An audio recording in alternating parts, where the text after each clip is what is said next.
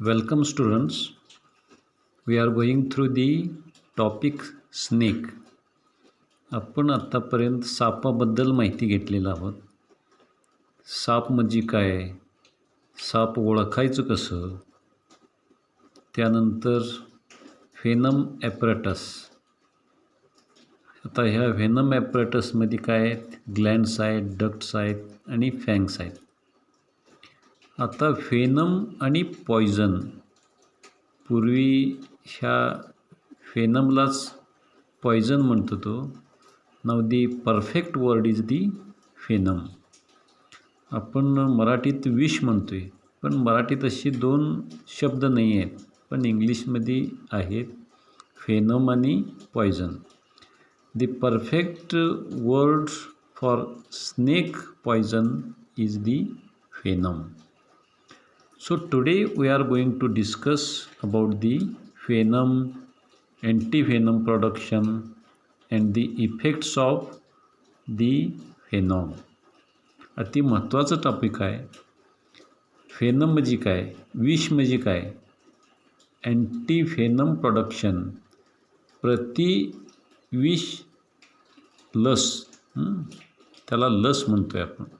ते कसं तयार करता येईल आणि इफेक्ट्स ऑफ व्हेनम म्हणजे साप चावल्यानंतर परिणाम कशी दिसतात आपल्याला, हे सगळं आज आपण स्टडी करणार आहोत. So first we are going to study about the venom. आता ही जी विष आहे कुठं तयार केलं जाते, कुठं होते?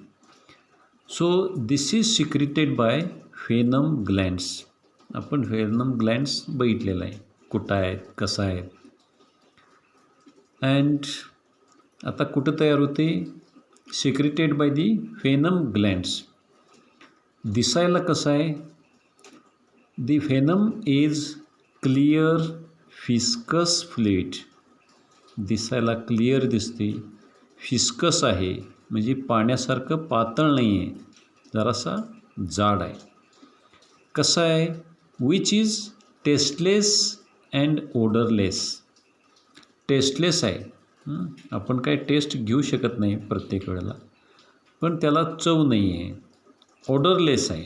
ओडर मीन्स त्याला एक असं वास पण नाही आहे. And it is acidic in nature.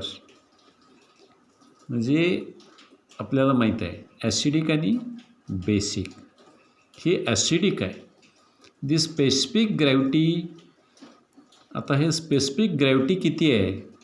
That is about 1.030 to 1.070. आता ह्याचं pH किती आहे? No doubt it is a acidic. Acidic म्हणजे 7च्या खाली असेल तर ॲसिडिक म्हणतो आहे. आता कोब्राचं pH किती आहे? That is 6.6. आणि रसेल स्वायपर म्हणजे घोणस किती आहे? 5.8. म्हणजे कोब्रापेक्षा रसेल स्वायपरचं pH कमी आहे. आता हे जे विष आहे ते दिसायला कसं आहे? It is yellowish green in colour. Yellowish green colour आहे. आता हे जे विष आहे ह्याच्यामध्ये काय कंटेंट्स आहेत? So basically it contains 3 constituents. 3 घटक आहेत त्याच्यात. First one is the enzymes, second toxins and third one is the metals. No doubt toxins हे इफेक्ट्स करणारच आहेत. आता एन्झाईम्स कुठले आहेत? So the enzymes consist the phosphatases. ही आहेत phosphatases. And second one is the proteases. आता ही जी फॉस्फेटेजेस आहेत that affects on the phosphates. Proteases, these enzymes affect on the proteins and it also contains the hyaluronidases. Now the metals also consist.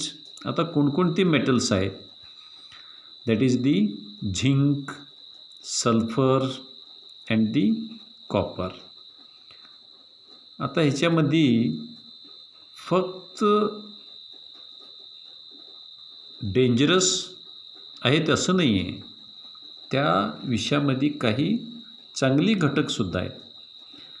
So this venom is a good digestive juice. आता ही जी विष आहे ती good digestive juice आहे. आता आपल्याला जर भूक लागत नसेल, आपण डॉक्टरकडे गेलो तर डॉक्टर तुम्हाला औषध देतात भूक लागण्यासाठी. आता त्या औषधामध्ये हे सापांचं विष असते. So it is a good digestive juice and it is capable to digest everything. आता ह्याच्याकडे इतकं कॅपॅसिटी आहे ह्या विषयामध्ये, काही पण डायजेस्ट करू शकते, काही सोडून एक्सेप्ट हेअर अँड क्लॉज. फक्त केस आणि नख हे एवढंच डायजेस्ट होत नाही आहे, बाकी सगळं डायजेस्ट होते. It acts only on a broken surface. आता आपल्याला काही जुन्या पिक्चरमध्ये असं दिसून येते की हिरोईनला जर साप चावलं तर लगेच त्या ठिकाणी हिरो पळत येतोय आणि तोंडानं तो चोखतोय, विष काढून टाकतोय. म्हणजे आपल्या तोंडामध्ये जर जखम नसेल तर देर इज नो इफेक्ट, काही फरक होत नाही. So it acts only on a broken surface of the skin or mucous membrane. जिथं जखम झालेलं असेल तर तिथं तेवढंच इफेक्ट होते. That is Wien it is mixed with the toxic only Wien mixed in blood. म्हणजे रक्तामध्ये हा पॉयझन किंवा फेनम मिक्स झालं तरच इफेक्ट होणार आहे. Now will see. आता ही जी बऱ्याच लोकांचा प्रश्न असते की सापाचं विष किती असते. So the amount of venom discharge at one bite by a venomous snake may vary from species to species. प्रत्येक जातीचं वेगळं असते. And also it depends on the size of snake. त्या सापाच्या साईजवर अवलंबून आहे.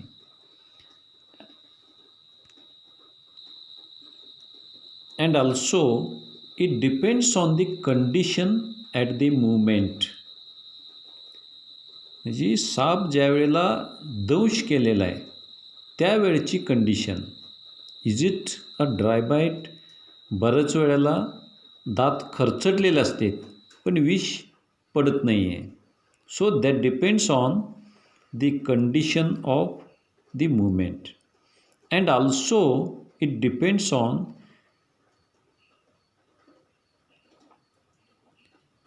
whether it has beaten some animal before.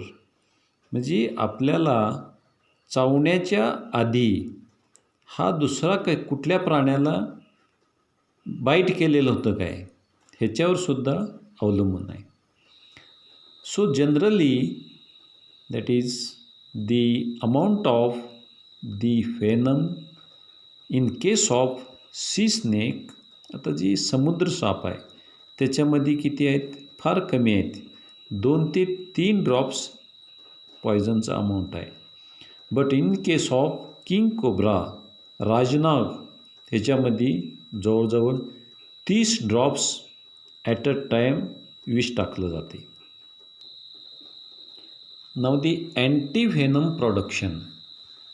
साप चावल्यानंतर, दंश झाल्यानंतर कुठल्याही मंत्रतंत्रानं विष उतरत नाही आहे किंवा कुठल्याही झाडपालांना विष उतरवता येत नाही. त्याच्यावर फक्त एकमेव उपाय आहे की अँटीफेनम सेरम. हे फक्त सरकारी दवाखान्यामध्येच मिळते. आता ही जी इंजेक्शन आहे हा कुठं तयार होते, कसं तयार होते आपण ते बघूया. सो दिस अँटीफेनम production that is producted, it is produced in Haffkine Institute Mumbai, किंवा आता पुण्याला सुद्धा आहे Haffkine Institute, that is under the government. आता याच्यामध्ये कसं तयार केलं जाते मी तुम्हाला थोडक्यात सांगतो. That is a number of cobras, Russell's viper, little vipers, that is फुरसाज अँड क्रेट्स आर कन्फाइंड. आता ह्या ठिकाणी, ह्या हॉपकिन इन्स्टिट्यूटच्या ठिकाणी ही सर्व विषारी साप आहेत हे त्या ठिकाणी पाळलेले आहेत त्यांच्या केजेसमध्ये किंवा इन्स्टिट्यूटमध्ये. आता ह्या ठिकाणी काय केलं जाते, that is the snakes are made to bite on a piece of rubber. एक बीकर घ्यायचं आणि त्याच्या तोंडाला एक प्लॅस्टिक वरनं बांधायचं रबर लावून. And the fangs or when the fangs puncture the rubber, the venom drops into glass.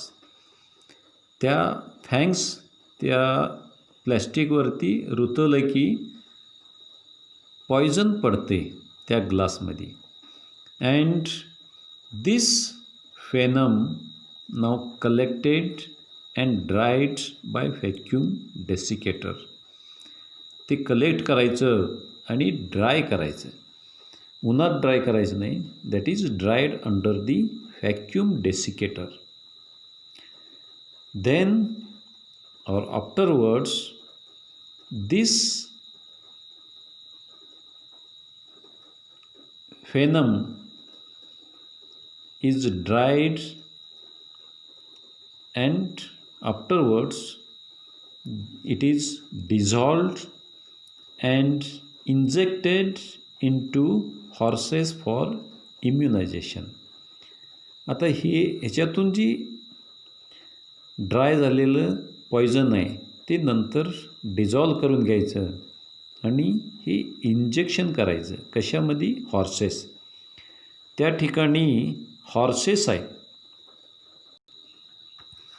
आता ही जी घोडे आहेत ह्या घोड्यामध्ये हा इंजेक्ट करायचं. कशासाठी करायचं? That is for the immunization. And the doses of venom are gradually increased. सुरुवातीला ही जी इंजेक्शन आहेत वेनमची, विषाची, हे थोडं थोडं द्यायचं आणि नंतर हळूहळू हा डोस वाढवत जायचा. In about 6 months time or more, the horse shows no ill effects, even if a very big dose of the venom is injected. आपण हळूहळू डोसेस वाढवत गेलो. नंतर एक वेळ अशी येईल किती मोठा डोस दिला तरी त्या घोड्यावरती काही परिणाम होत नाही आहे. That indicates the enough production of the antibodies. म्हणजे त्या घोड्यामध्ये सफिशियंट अँटीबॉडीज तयार झालेल्या आहेत असं ओळखायचं. Then the blood from a vein of such immunized horse is drawn. त्यानंतर त्या घोड्यातलं रक्त काढून घ्यायचं. Then the clot is allowed to separate and the serum is left. आता आपल्याला माहीत आहे रक्त काढलं आणि थोडं वेळ थांबल्यानंतर क्लॉटिंग होते. That means there is separation of all cells that is solid, and the liquid one is called as the serum. ते लिक्विड जी सेरम आहे त्याच्यामध्ये काय आहे आपल्याला एक्सपेक्टेड अँटीबॉडीज आहेत. Now this serum now is called as अँटीफेनिन. ह्यालाच म्हणायचं अँटीफेनिन, or it is also called as the anti snake venom serum. म्हणजे ASV आपल्याला जो एक्सपेक्टेड इंजेक्शन्स आहेत म्हणजे ASV. And now this is used for biting the cobra, krait, Russell's viper and sea snake. म्हणजे कुठलाही साप जरी चावलं तरी त्याच्यावरती इंजेक्शन फक्त एकच आहे. So that is all about the antivenom production. म्हणजे साप चावल्यानंतर जो लस दिला जातो आहे तो कसं तयार केला जातो आहे मी आपल्याला थोडक्यात सांगितलेलं आहे.